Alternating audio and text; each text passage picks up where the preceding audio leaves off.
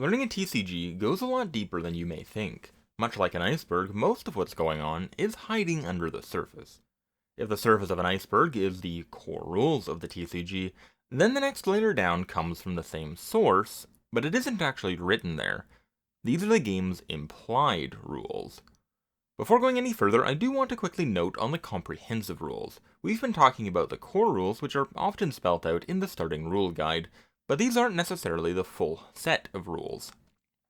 While having an in-depth, comprehensive rule set is vital for games as complex as trading card games, I don't think they actually play all that much of a role in learning and understanding the game, which is really the focus here. Instead, they are more of a resource for dispute resolution and clarification. Unlike the base rules, the comprehensive rules don't necessarily need to be read through and understood in their entirety, so I'm going to set them aside for this video series. Coming back to the implied rules then, each element of the rules doesn't exist in its own vacuum. Each rule interacts with the other rules to create gameplay patterns. The easiest and best known example of the kind of patterns this creates is card advantage.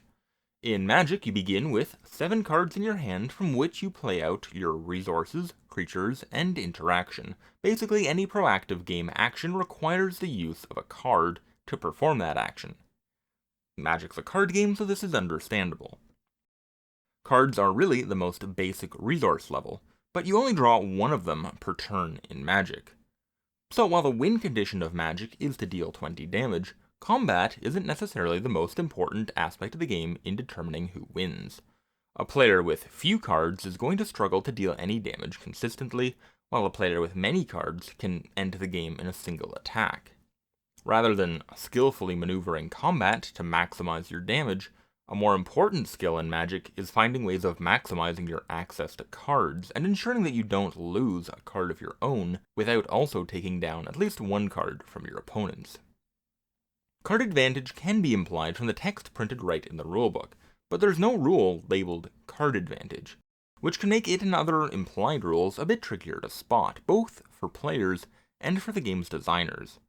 In Magic, while more cards equals better is pretty obvious from the start, the primacy of card advantage only really came to prominence with Brian Wiseman's The Deck, created 2 years after Magic was originally released. This was really the first prominent deck that discarded aggression and damage tempo, and really proved that going all in on a card advantage focused strategy was actually a viable and even powerful game plan. Ultimately, if the opponent can't fight back, it didn't really matter how long it took you to deal 20 damage. Card advantage is arguably the biggest and most important implied rule, but there are a bunch of others. Some are going to be common to most trading card games, and some are going to be more specific to individual games. One common one is optimal deck construction ratios and mana curves that are heavily affected by how quickly resources build up and how much time the life system gives players to set up. In One Piece, the 5-character field limit coupled with the resources that build at 2 per turn and cap out at 10 means that high-cost cards are a much more useful resource than games like the new Gundam trading card game, which also caps out at 10 resources but only builds 1 resource per turn instead of 2. Another common example is how the rules affect the game's tempo, which draws from the starting life total, how damage is dealt in the game, and how easy it is to play out multiple cards per turn. In Wicross, each creature threatens exactly 1/8 of the opponent's life total, and you can play out as many as you like in a turn, but the field limit of 3 essentially acts as a limit on how much damage each player is able to deal in a single turn. Meanwhile, in Magic, your first few turns are most likely going to be spent on only 1 creature per turn, but in Magic damage output ramps up quite a lot more, often going from 1/20th of the opponent's life total all the way up to 1/3, which is usually available around turn 5 or 6. All of this means that at a basic level, Wicross is a game that prioritizes tempo and keeping pace with the opponent, while in Magic it's much easier to come back from a substantial life deficit later in the game, so card advantage becomes much more important. Especially with the internet, a lot of these implied rules are going to get figured out in new games much more quickly than it took for card advantage to really catch on in Magic. to the point that they'll often come across as obvious to anybody who's been involved in the scene of a game for any length of time. Whether it's the easy advantage of 2-for-1 trades, or the very existence of the control archetype, card advantage really isn't a secret in Magic anymore. It's a foundational idea that forms an essential pillar in how players evaluate a game state. Equally foundational is the importance of special summons in Yu-Gi-Oh! As a vital resource to break the otherwise stifling one summon per turn limit.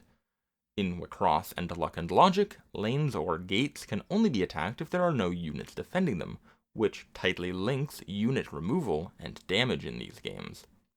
None of this is written in any rulebook, but all of the conditions that create these realities are found within the core rules. Sometimes they might be obvious, and sometimes it might take players a little longer to figure them out, but designers want to make sure that they have a solid grasp on as many of these hidden rules as possible before releasing their game. Because if the players are able to figure out a game's implied rules before its designers, the game is almost guaranteed to be broken in half. At this point, we're finally past the basic rules and continuing to get deeper here, but there's still plenty of Iceberg to explore. So, until next time, make sure that you're reading between the lines, especially if you're the one writing them, and have a fantastic day.